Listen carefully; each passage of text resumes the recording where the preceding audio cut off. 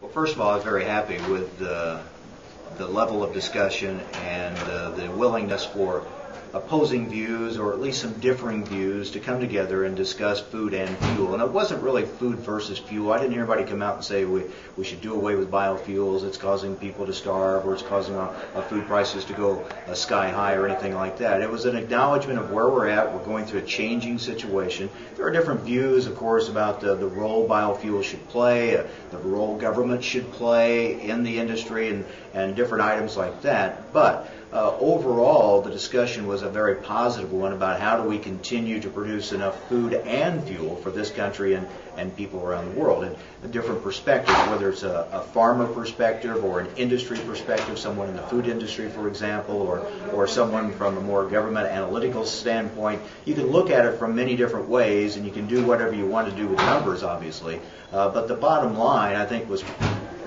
shown here today, that even with increased use of grain for biofuels, we still have plenty of food, plenty of grain in this country. We're producing enough to provide the food and fuel that this country needs.